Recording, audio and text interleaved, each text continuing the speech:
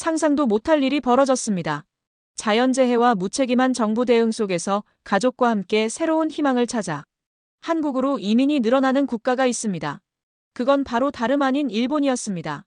일본 사회의 위기를 몸소 체감한 이들은 한국에서 마주한 신속한 재난 대응과 혁신적인 사회 시스템에 깊은 감명을 받았다고 하는데요.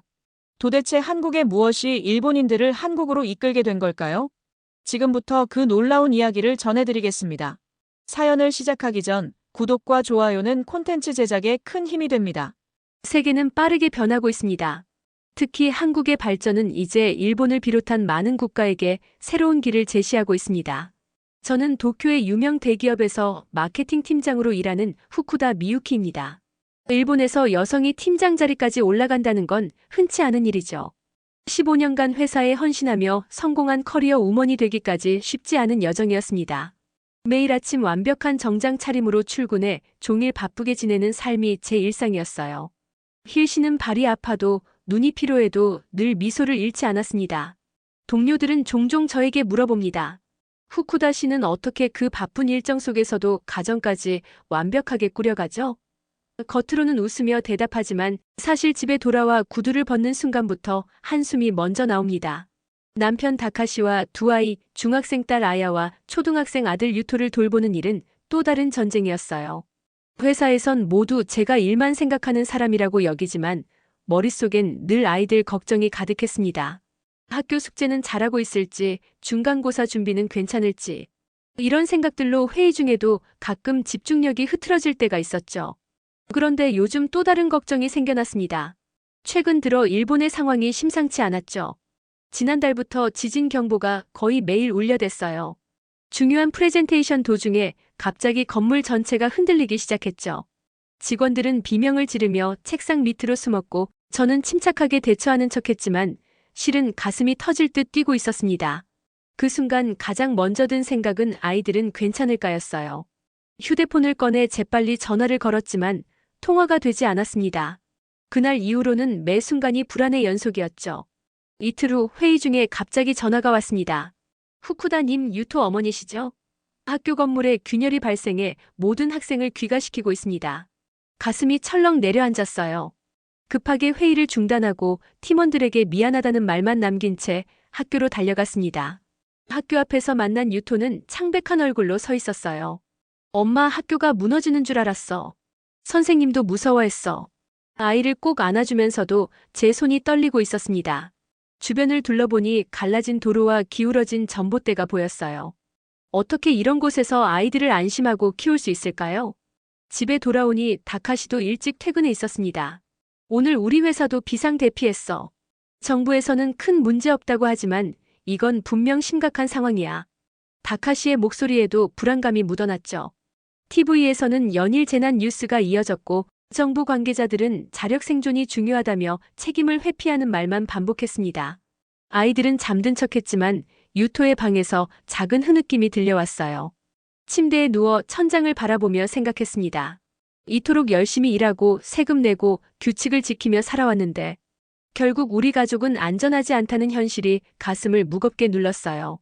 떠밀려가듯 살아온 제 인생과 가족의 미래가 갑자기 불확실해진 느낌이었습니다. 화려한 커리어 뒤에 숨겨진 불안과 두려움이 점점 커져갔죠. 이대로는 안 된다는 생각이 머리를 맴돌았습니다. 무언가 변화가 필요했어요. 하지만 그때는 아직 제가 얼마나 큰 결단을 내리게 될지 알지 못했습니다. 지진 발생 이후 며칠이 지났지만 상황은 나아지기는커녕 더 악화되었습니다. 오늘 아침 눈을 떠보니 창문이 하얀 눈으로 뒤덮여 있었어요. 어제까지 폭염이 기승을 부리더니 갑자기 폭설이라뇨. 일기예보에서도 예측하지 못한 급격한 기후 변화였습니다. 도쿄에 이런 폭설은 처음이었죠. 휴대폰을 확인하니 회사와 학교에서 동시에 연락이 와 있었어요. 출근과 등교 모두 불가능하다는 내용이었습니다. 다카시, 아이들 깨워야 할까요? 오늘은 등교도 안 하네요. 남편에게 속삭였죠. 다카시는 창문을 열어보려 했지만 꼼짝도 하지 않았습니다. 이건 심각한 수준이야. 문이 눈에 갇혔어. 그의 목소리엔 당혹감이 가득했어요. 라디오를 켜보니 도쿄 전역이 마비 상태라고 했습니다. 교통은 완전히 끊겼고 전기와 수도도 일부 지역에서 끊겼다는 소식이 들려왔어요. 아이들이 일어나자 처음엔 학교에 가지 않는다며 기뻐했지만 상황을 이해하고는 금세 불안해하기 시작했습니다. 특히 유토는 창문 밖을 보며 계속 물었어요. 엄마, 이게 다 언제 끝나요? 우리 집이 무너지면 어떡해요?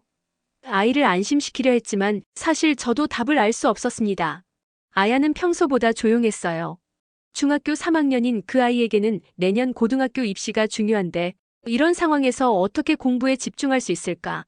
걱정이 앞섰습니다. TV에서는 총리가 기자회견을 하고 있었어요. 국민 여러분의 자구 노력이 중요합니다. 정부는 최선을 다하고 있으나 각 가정에서도 최소 일주일간의 식량과 물을 비축하시길 권고합니다. 말뿐인 대책에 화가 치밀었죠. 다카시도 화난 표정으로 TV를 끄며 말했습니다. 이건 무책임하잖아. 작년 지진 때도 그랬어. 말로만 대책을 세운다고 하면서 실제론 아무것도 안 했지. 점심을 준비하며 냉장고를 열어보니 식료품이 많지 않았어요. 평소 바쁘다 보니 장을 제대로 못 봤던 겁니다. 이대로는 며칠도 버티기 힘들겠다는 생각이 들었죠. 다카시가 외투를 입으며 말했어요. 내가 슈퍼마켓에 다녀올게. 걱정스러운 마음으로 만류했지만 다카시는 단호했습니다. 가족이 굶으면 안 되잖아. 다카시가 나간 지 30분쯤 지났을 때 건물이 심하게 흔들리기 시작했어요. 또 지진이었습니다. 아이들을 재빨리 식탁 아래로 대피시켰죠. 유토는 울음을 참지 못했고 아야는 놀라서 말도 못했어요. 지진이 잦아든 후 다카시에게 전화를 걸었지만 연결되지 않았습니다. 창문으로 보이는 도로는 더 심하게 갈라져 있었어요. 가슴이 철렁 내려앉았습니다. 2시간이 지났지만 다카시는 돌아오지 않았어요. 불안감에 몸서리치던 그때 현관문이 열리는 소리가 들렸습니다. 다카시였어요. 하지만 그의 모습은 처참했죠. 옷은 젖고 더러웠으며 손에는 작은 봉지 하나만 들고 있었습니다. 슈퍼는 이미 텅 비었어. 이것도 겨우 구한 거야. 봉지 안에는 라면 몇 개와 물 한 병뿐이었어요. 그런데 가는 길에 우에노 씨네 집이 무너진 걸 봤어. 우에노 씨는 눈을 치우다가 넘어져서 다리를 다쳤대. 구급차도 못 온대. 다카시의 이야기를 듣고 아연실색했습니다.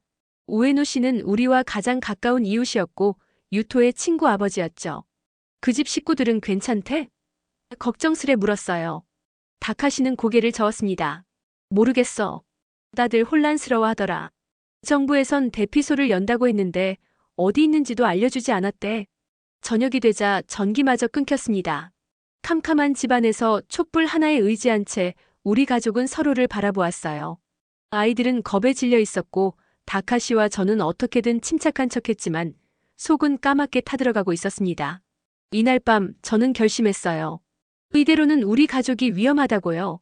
정부는 국민을 보호하지 못하고 회사도 직원들의 안전을 보장하지 못했습니다. 계속 이곳에 머물러야 하는 건지 우리 가족의 미래를 위해 다른 선택을 해야 하는 건지 깊이 고민했죠. 창문 밖으로 보이는 하늘은 검은 구름으로 가득했고 간간히 들리는 멀리서의 비상 사이렌 소리가 공포감을 더했습니다. 아이들을 재우고 나서 다카시와 나는 작은 목소리로 이야기를 나눴어요. 이대로는 안 돼요. 우리 가족을 지켜야 해요. 다카시는 한참을 묵묵히 있다가 고개를 끄덕였습니다. 그래, 너 말이 맞아. 하지만 어떻게 해야 할지 모르겠어. 그날 밤 저는 잠들지 못했어요. 머릿속엔 끊임없이 같은 질문이 맴돌았습니다. 우리 가족의 미래를 위해 무엇을 해야 할까? 폭설이 그치고 이틀 후 간신히 출근할 수 있었습니다. 회사 건물은 다행히 큰 피해 없이 버티고 있었죠. 하지만 출근한 직원은 절반도 되지 않았어요. 대부분 교통 두절로 오지 못했거나 가족 안전 때문에 집을 비울 수 없었던 겁니다. 팀원들도 절반만 출근했죠. 저는 그래도 마케팅 팀장으로서 긴급 회의를 소집했습니다. 다들 고생이 많으십니다. 이번 재난 상황에 대한 회사의 대응 방안을 논의해야 할 것 같아요. 회의실에서 시작한 말이었죠. 하지만 부장님이 저를 날카롭게 쳐다보며 말했습니다. 후쿠다 씨, 지금은 위기 대응보다 매출 회복이 우선입니다. 마케팅 부서는 당장 신규 프로모션을 기획해야 해요. 믿을 수 없는 말에 잠시 할 말을 잃었어요. 부장님, 직원들의 안전과 고객들의 상황을 먼저 고려해야 하지 않을까요? 이런 상황에서 무리한 프로모션은 오히려 회사 이미지에 악영향을. 제 말이 끝나기도 전에 부장님은 고개를 저었습니다. 후쿠다 씨, 회사가 살아남지 못하면 직원 안전도 없습니다. 주주들은 당장 실적을 요구하고 있어요. 회의가 끝나고 제자리로 돌아왔을 때 속에서 분노가 끓어올랐습니다. 정부도 회사도 모두 사람보다 숫자와 통계만 신경 쓰고 있었어요. 잠시 아이들에게 문자를 보냈지만 학교가 재개되어 수업 중이라 답장이 없었습니다. 창문 밖으로 보이는 도쿄 거리는 아직도 혼란스러웠죠. 멀리서 구급차 사이렌 소리가 끊임없이 들려왔어요. 점심시간에 동료 사쿠라와 함께 구내식당에 갔습니다. 사쿠라는 최근 한국 출장에서 돌아온 참이었죠. 미유키, 한국은 정말 달라. 지난주 서울에서 작은 지진이 있었는데 바로 재난 문자가 오고 대피 안내까지 실시간으로 받았어. 사쿠라의 말에 관심이 생겼습니다. 그래? 우리처럼 알아서 대피하세요 같은 말만 하는 게 아니고. 사쿠라는 고개를 저었어요. 전혀. 대피소 위치, 교통 우회로, 심지어 인근 약국 정보까지 알려줬어. 그리고 정말 신기한 건 모든 건물이 내진 설계가 철저히 되어 있다는 거야. 사쿠라의 이야기를 들으며 처음으로 한국에 대한 호기심이 생겼습니다. 식사를 마치고 돌아오는 길에 우연히 글로벌 협력팀 아오키 부장과 마주쳤어요. 후쿠다 씨, 잘 됐네요. 다음 주에 한국 파트너사와 화상회의가 있는데 마케팅 팀에서도 참석해 주셨으면 합니다. 재난 상황에서의 마케팅 전략을 공유받을 예정이에요. 정말 우연의 일치였죠. 네, 꼭 참석하겠습니다. 한국의 재난 대응 시스템에 대해서도 여쭤봐도 될까요? 아오키 부장은 의아한 표정을 지었지만 수긍했어요. 물론이죠. 그쪽도 알아보면 좋겠네요. 그날 저녁 집으로 돌아가는 지하철은 평소보다 훨씬 혼잡했습니다. 지진 때문에 몇몇 노선이 운행을 중단했기 때문이었죠. 창문 밖으로 보이는 도쿄 거리는 여전히 복구 공사 중이었고 일부 건물은 안전 점검 테이프로 둘러싸여 있었어요. 제 심장은 무겁게 내려앉았습니다. 이게 우리가 살아갈 미래인가? 집에 도착하니 아이들이 학교에서 돌아와 있었어요. 다행히 큰일은 없었지만 유토의 친구 켄타의 집이 심하게 파손되어 대피소로 이동했다고 했습니다. 아야는 학교에서 재난 훈련을 했다며 엄마, 우리 학교는 대피 계획도 제대로 없어요. 선생님들도 어쩔 줄 몰라 했어요. 라고 말했죠. 아이들의 말을 들으며 가슴이 아팠습니다. 저녁 식사를 준비하면서 문득 사쿠라가 한 말이 떠올랐어요. 한국의 체계적인 재난 대응 시스템, 신속한 정보 제공은 일본과는 너무 달랐습니다. 다카시가 퇴근하고 돌아와 냉장고에서 맥주를 꺼내며 말했어요. 오늘 회사에서 또 인원 감축 이야기가 나왔어. 이런 상황에서도 실적만 강조하니 정말 미치겠더라. 식탁에 앉아 다카시에게 조심스럽게 물었습니다. 여보, 우리가 계속 이렇게 살아야 할까요? 아이들의 미래를 생각하면. 다카시는 고개를 들고 저를 바라봤어요. 무슨 뜻이야? 잠시 망설이다가 말했습니다. 다른 나라로 이주하는 것도 생각해 볼 수 있지 않을까요? 다카시는 놀란 표정이었죠. 갑자기 무슨 소리야? 대화는 거기서 끊겼습니다. 아이들이 들어오면서요. 하지만 그날 밤 잠자리에 들기 전 노트북을 켜고 검색을 시작했어요. 한국 재난 대응 시스템, 한국 이주 조건, 일본인. 한국 생활 화면을 들여다보며 놀라움을 금치 못했습니다. 한국은 재난 대응뿐 아니라 교육, 의료, 사회 안전망 등 여러 면에서 일본과 달랐어요. 특히 최근 몇 년간 일본인들의 한국 이주가 크게 늘었다는 기사도 있었습니다. 다음 날 아침 출근길에 문득 거리의 균열을 보며 생각했어요. 우리 가족의 삶에도 이런 균열이 생기고 있는 건 아닐까? 이제 막연한 불안감은 구체적인 고민으로 변해가고 있었습니다. 회사에서 한국 파트너사와의 화상회의 일정을 확인하며 이번 기회에 더 많은 정보를 얻어야겠다고 다짐했어요. 가족의 미래를 위해 용기 있는 선택이 필요한 시점이었습니다. 한국 기업과의 화상회의가 있던 날 아침 사무실 빌딩에 도착했을 때 이상한 느낌이 들었어요. 하늘이 붉은 빛을 띠고 있었고 공기 중에는 이상한 냄새가 감돌았습니다. 옆자리 동료 야마다 씨가 창가에 서서 걱정스런 표정으로 하늘을 바라보고 있었죠. 야마다 씨, 무슨 일 있나요? 물었더니 그가 휴대폰을 보여줬습니다. 후지산 주변에 화산 활동 징후가 포착됐대요. 아직 공식 발표는 없지만 SNS에선 이미 난리예요. 가슴이 철렁 내려앉았어요. 후지산은 수백 년간 휴화산으로 있었지만 언제든 활동할 수 있다는 전문가들의 경고가 있었습니다. 화상회의 준비를 하려는데 갑자기 건물 전체가 크게 흔들렸어요. 책상 위 물건들이 우수수 떨어졌고 사무실은 비명소리로 가득 찼습니다. 이번 지진은 지금까지 경험했던 것보다 훨씬 강했어요. 본능적으로 책상 밑으로 피했죠. 1분 정도 흔들림이 계속된 후에야 진정되었습니다. 모두 괜찮으세요? 주변을 둘러보며 물었어요. 다행히 큰 부상자는 없었지만 모두 공포에 질려 있었습니다. 그때 비상경보가 울렸어요. 긴급 재난 알림입니다. 후지산 화산 폭발 가능성이 높아졌습니다. 모든 시민은 대피 준비를 하시기 바랍니다. 순간 사무실이 얼어붙었습니다. 마음은 이미 집에 있는 가족들에게 가 있었어요. 바로 다카시에게 전화를 걸었죠. 여보, 뉴스 봤어요? 아이들은요? 다카시의 목소리도 떨렸습니다. 방금 2명 다 학교에서 데려왔어. 집에 있어. 당장 돌아와. 저는 사무실 사람들에게 급히 양해를 구하고 나왔어요. 한국과의 화상회의 같은 건 이미 머릿속에서 사라졌습니다. 지하철은 운행 중단, 버스는 교통체증으로 꼼짝 못하는 상황이었죠. 결국 2시간 넘게 걸어서 집에 도착했어요. 거리는 아수라장이었습니다. 사람들은 짐을 꾸려 도시를 빠져나가려 했고 가게들은 약탈 방지를 위해 셔터를 내리고 있었죠. 하늘은 점점 더 검붉게 변해갔어요. 집에 도착하니 아이들이 겁에 질려 있었습니다.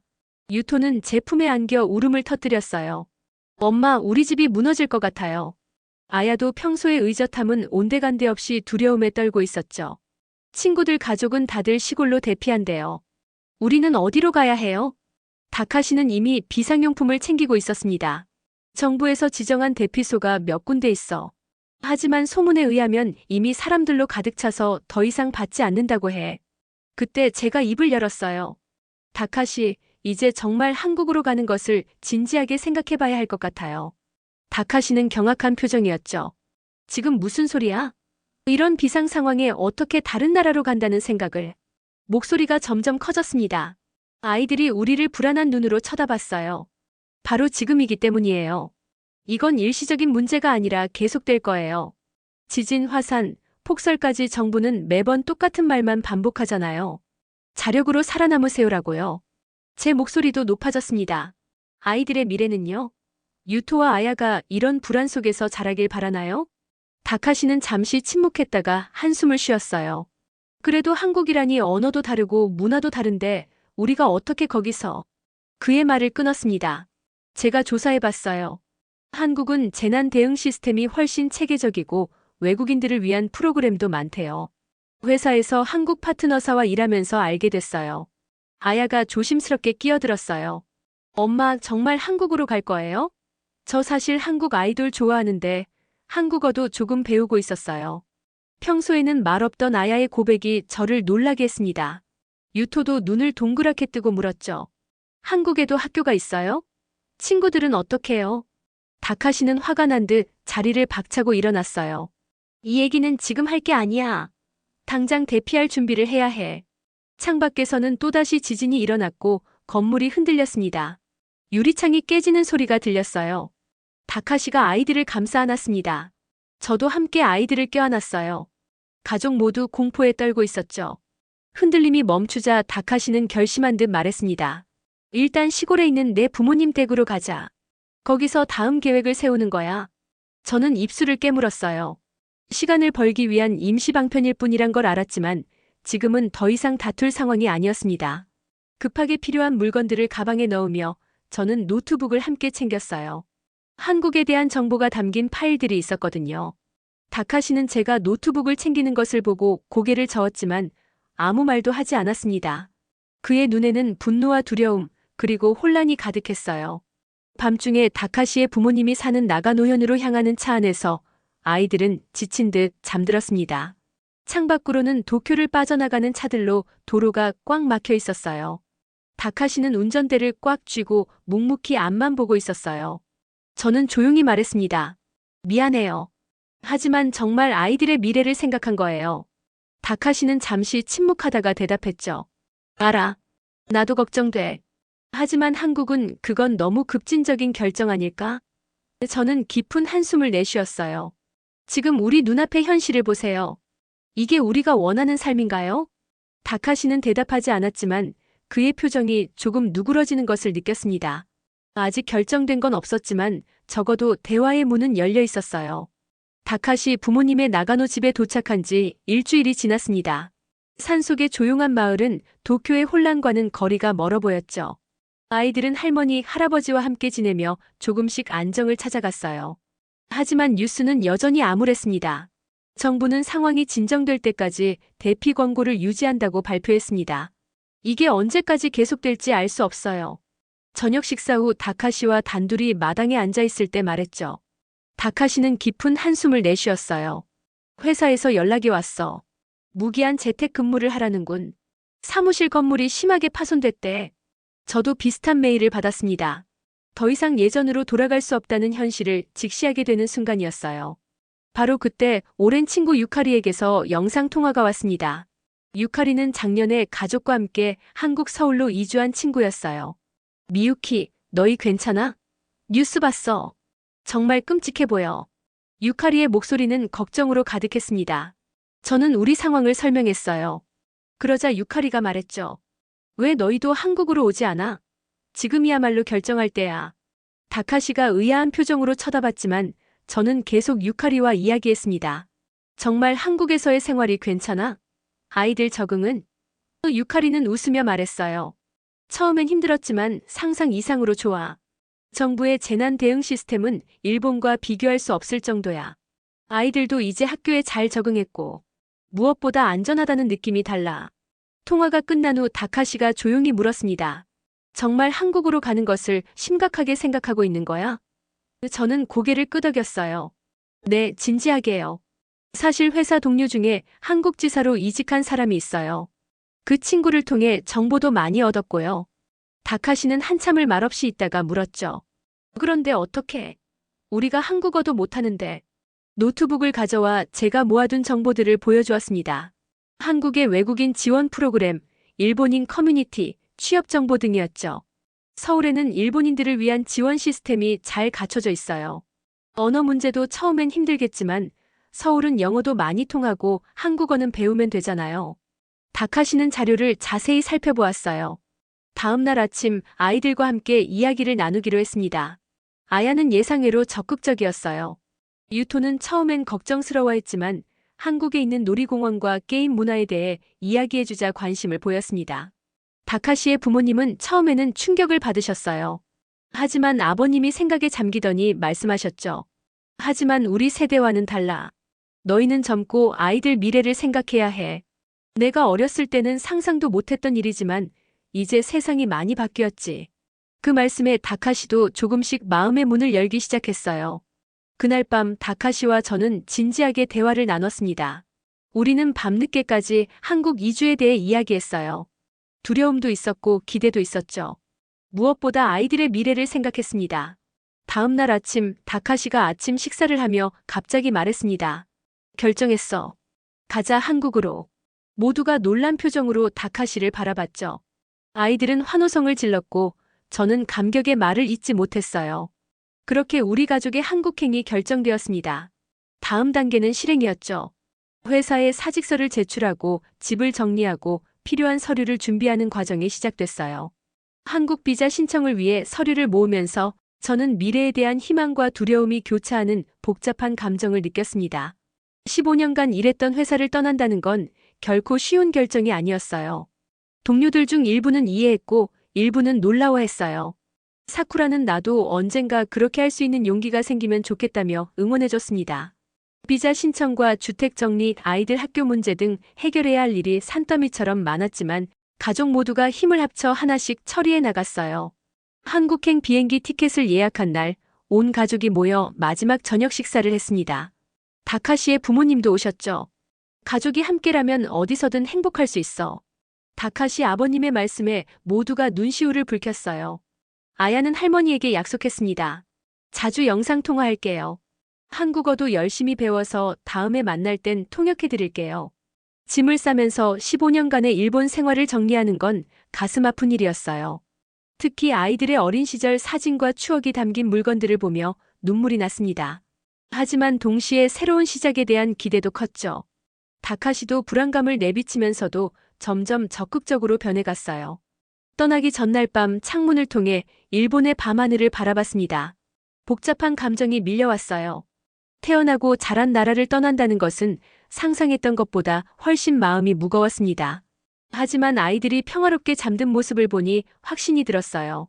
이것은 도피가 아니라 우리 가족의 미래를 위한 용기 있는 선택이다. 인천국제공항에 도착한 순간 마치 다른 세계에 온 듯한 느낌이었습니다. 깨끗하고 현대적인 공항시설, 질서 정연하게 움직이는 사람들, 그리고 곳곳에 보이는 외국어 안내판까지. 유토가 제 소매를 당기며 물었어요. 엄마, 여기 정말 지진 없나요? 아이의 순수한 질문에 미소 지으며 대답했습니다.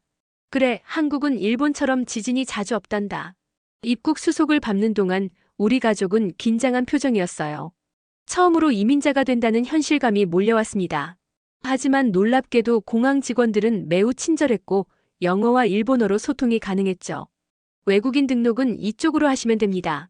필요한 서류는 모두 준비되셨나요? 공항 직원이 미소 지으며 안내해 주었어요. 다카시는 제게 속삭였습니다. 생각보다 훨씬 체계적이네. 공항에서 나와 미리 예약해둔 임시 숙소로 향하는 택시 안에서 창밖 풍경에 눈을 떼지 못했어요. 서울의 높은 빌딩들, 깨끗한 거리, 곳곳에 보이는 녹지 공간. 일본과 비슷하면서도 다른 풍경이었습니다. 택시 기사님은 간단한 일본어로 우리에게 말을 걸었어요. 일본에서 오셨어요? 관광이신가요? 저는 조심스럽게 대답했죠. 아니요, 이주했습니다. 이제 여기서 살 예정이에요. 택시 기사님은 놀란 표정이었지만 곧 환하게 웃으며 말씀하셨어요. 임시 숙소는 서울 마포구에 위치한 작은 오피스텔이었습니다. 한 달 계약으로 임대했고 그동안 정착할 집을 찾을 계획이었죠. 문을 열고 들어서자 아이들이 신기한 듯 방 안을 뛰어다녔어요. 엄마, 바닥이 따뜻해요. 유토가 놀라며 소리쳤습니다. 바로 한국의 온돌 시스템이었죠. 다음 날부터 본격적인 정착 과정이 시작됐어요. 먼저 외국인 등록을 위해 출입국사무소를 방문했습니다. 예상과 달리 시스템이 매우 효율적이었어요. 번호표를 뽑고 순서를 기다리는 동안 영어와 일본어로 된 안내 책자를 읽었습니다. 담당 직원도 일본어가 가능한 분이 배정되어 큰 어려움 없이 절차를 마쳤어요. 아이들 학교 문제가 가장 걱정이었습니다. 다행히 서울에는 외국인 학생들을 위한 특별 프로그램이 있는 학교들이 많았어요. 상담을 받으러 간 국제학교에서 교감 선생님이 친절하게 안내해 주셨습니다. 처음엔 언어 장벽이 있겠지만 우리 학교는 다양한 국적의 학생들이 있어 금방 적응할 거예요. 특별 한국어 수업도 제공합니다. 유토는 처음에 많이 불안해했어요. 등교 첫날 교문 앞에서 제 손을 꼭 잡고 떨어지지 않으려 했죠. 가슴이 아팠지만 용기를 주었습니다. 선생님들이 도와주실 거야. 엄마도 아빠도 항상 내 곁에 있어. 아이를 꼭 안아주고 보냈어요. 아야는 의외로 학교 적응이 빨랐습니다. 첫날부터 한국 친구들과 잘 어울렸어요. 집에 돌아와 신이 나서 말했죠. 엄마, 새로운 친구들이 한국어를 가르쳐준대요. 그리고 케이팝 춤도 알려준대. 아야의 밝은 모습에 안도했습니다. 하지만 현실적인 어려움도 많았어요. 일상생활에서 언어 장벽은 생각보다 높았습니다. 마트에서 물건을 살 때도 은행에서 계좌를 개설할 때도 항상 번역 앱이 필요했죠. 다카시는 이런 상황에 점점 스트레스를 받는 듯 했어요. 생각보다 훨씬 힘들어. 이대로 정말 잘 살 수 있을까? 집을 구하는 과정도 쉽지 않았습니다. 한국의 독특한 전세 제도를 이해하는데도 시간이 걸렸고 외국인이라는 이유로 집주인들이 꺼리는 경우도 있었어요. 다행히 일본인들을 위한 커뮤니티가 있어 많은 정보와 도움을 받을 수 있었습니다. 유카리가 소개해준 부동산 중개인은 일본어가 가능해 의사소통이 수월했어요. 서울 마포구에 일본인 커뮤니티가 많아요. 그쪽으로 찾아보시는 게 어떨까요? 부동산 중개인의 조언대로 마포구 일대를 둘러봤죠. 놀랍게도 일본 식료품점도 있고 일본어로 상담 가능한 병원도 있었어요. 이런 발견들이 우리에게 작은 위안이 되었습니다. 한 달이 지나고 우리는 마포구 홍대 근처에 새 집을 구했어요. 전세로 계약했는데 다카시는 처음에 이 제도를 이해하지 못해 많이 걱정했습니다. 큰 돈을 맡기고 월세를 안 낸다고? 정말 안전한가? 하지만 법적인 절차를 모두 확인한 후에야 안심했죠. 밤에 아이들을 재우고 다카시와 함께 베란다에 앉아 서울의 야경을 바라봤습니다. 정말 큰 모험이었지만 생각보다 나쁘지 않아요. 제가 말했죠. 다카시는 깊은 한숨을 내쉬었어요. 아직 갈 길이 멀어. 특히 일자리를 찾는 게 가장 큰 과제야. 다카시는 아직 취업하지 못했고, 저도 한국 회사와 인터뷰를 몇 번 했지만 성과가 없었습니다. 하지만 그날 밤 아이들이 학교에서 즐겁게 보낸 이야기를 들려주었던 것을 떠올리며 미소 지었어요. 유토는 이제 한국 친구들과 함께 놀기 시작했고, 아야는 한국어 몇 마디를 배워와 자랑했죠.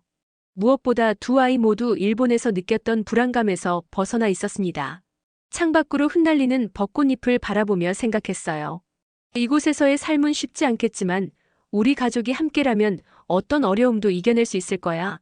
한국에서의 생활이 2달째로 접어들었습니다. 아이들은 학교에 적응해 가고 있었지만 저와 다카시에게 가장 큰 과제는 직장을 구하는 일이었죠. 매일 이력서를 보내고 프로필을 업데이트하며 기회를 찾았어요.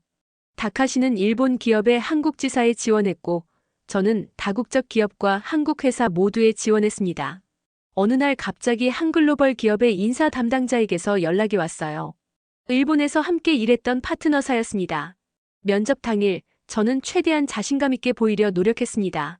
다행히 면접관 중 한 명이 일본어가 가능했고 나머지는 영어로 진행됐어요. 후쿠다 씨, 왜 일본을 떠나 한국으로 오셨나요? 이 질문에 솔직하게 답했습니다. 가족의 안전과 미래를 위해서였어요. 일본의 재난 상황과 정부의 대응에 실망했고 한국의 안정성과 기회에 끌렸습니다. 면접관들은 공감하는 듯 했어요. 실제로 최근 일본에서 오신 분들이 많습니다. 저희 회사에도 몇 분 계세요. 이어진 질문들에 성실히 답했고 일본에서의 경험과 성과를 자세히 설명했습니다. 마지막에 면접관이 말했어요. 한국에서의 새 출발을 응원합니다. 결과는 일주일 내로 알려드릴게요. 일주일 후 기쁜 소식이 왔습니다. 합격이었어요. 급여와 복지 혜택도 일본에서보다 더 좋았습니다. 다카시도 제 소식을 듣고 진심으로 축하해줬어요. 역시 넌 어디서든 인정받을 실력이 있어.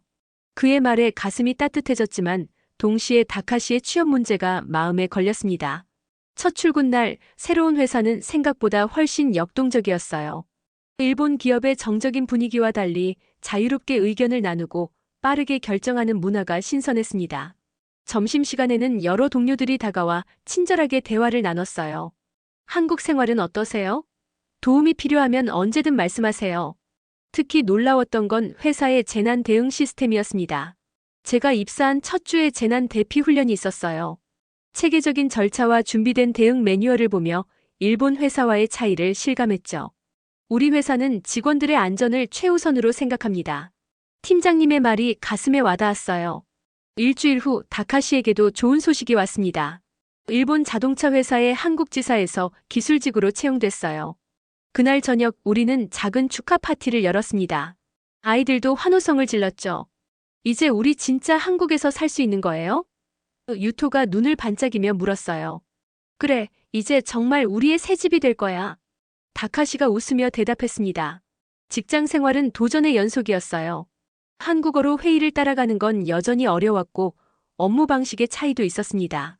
하지만 동료들은 인내심을 갖고 도와주었고 저도 매일 퇴근 후 한국어 공부에 시간을 투자했어요. 다카시도 새로운 회사에서 의미 있는 경험을 하고 있었습니다. 우리는 직장에서의 적응과 함께 한국 사회에 대한 이해도 넓혀갔습니다. 주말에는 가족과 함께 서울의 다양한 곳을 방문했어요. 경복궁, 남산타워, 한강공원까지 한국의 역사와 문화를 배워가는 과정이 즐거웠습니다. 특히 한강변 자전거 도로를 달리며 느낀 자유로움은 잊을 수 없었어요.